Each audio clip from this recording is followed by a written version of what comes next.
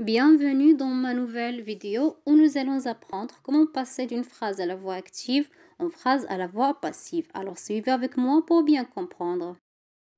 Alors, qu'est-ce qu'une phrase à la voix active? On dit que la phrase est à la voix active lorsque le sujet fait l'action. Prenons l'exemple, le garagiste répare ma voiture. Le sujet, le garagiste, fait l'action. Donc cette phrase est à la voix active. Et qu'est-ce qu'une phrase à la voix passive? On dit qu'une phrase est à la voix passive lorsque le sujet subit l'action, en changeant la voix de la phrase, en présentant donc la même action, le même événement, mais d'une façon différente. Exemple, la voiture est réparée par le garagiste. Dans cette phrase, le sujet, la voiture, subit l'action. En réalité, l'action est faite par le garagiste. Donc, cette phrase est à la voix passive. Est-ce qu'on peut transformer n'importe quelle phrase à la voix passive? La réponse, non, parce que la transformation passive n'est possible qu'avec les verbes qui acceptent un complément d'objet direct, un COD, ça veut dire les verbes transitifs.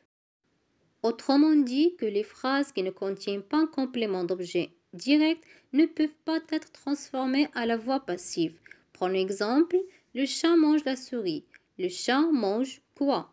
La souris, c'est un complément d'objet direct. Donc on peut transformer cette phrase à la voix passive et on dit la souris est mangée par le chat. Prenons deuxième exemple. Pierre pensait à son fils. Pierre pensait à qui? À son fils, c'est un complément d'objet indirect. Donc, comme vous voyez, cette phrase ne contient pas un complément d'objet direct.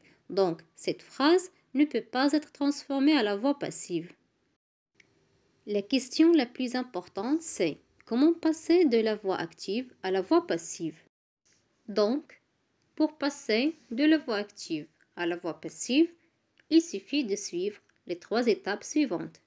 Première étape, on transforme le complément d'objet direct COD en sujet. Deuxième étape, on transforme le sujet en complément d'agent.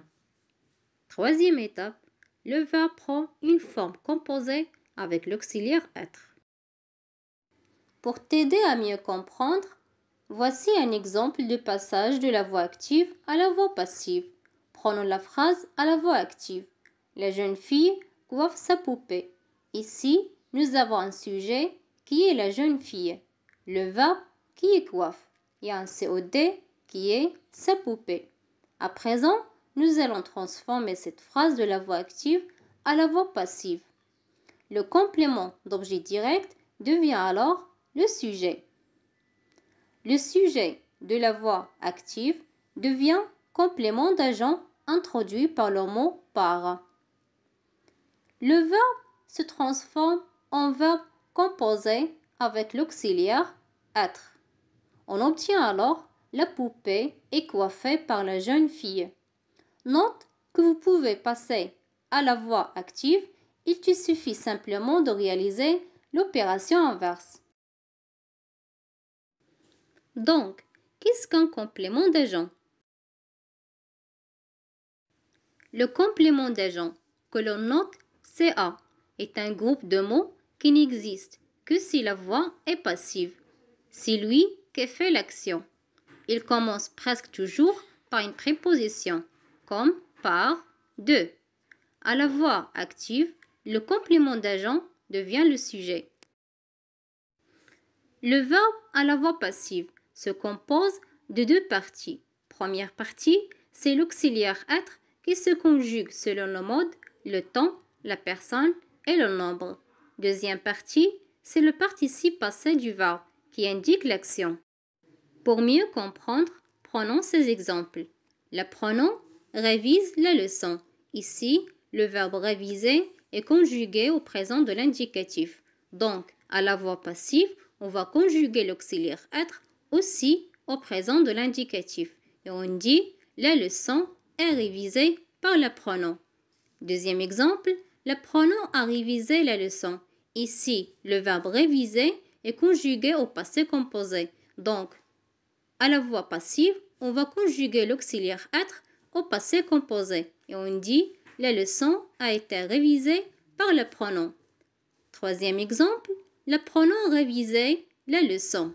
Ici, le verbe réviser est conjugué à l'imparfait. Donc, à la voix passive, on va conjuguer l'auxiliaire être à l'imparfait et on dit la leçon était révisée par le pronom. Et on va appliquer la même chose pour la phrase suivante. Le pronom révisera les leçons. Ici, le verbe réviser est conjugué au futur simple. Donc, à la voix passive, on va conjuguer l'auxiliaire être au futur simple. Et on dit la leçon sera révisée par le pronom.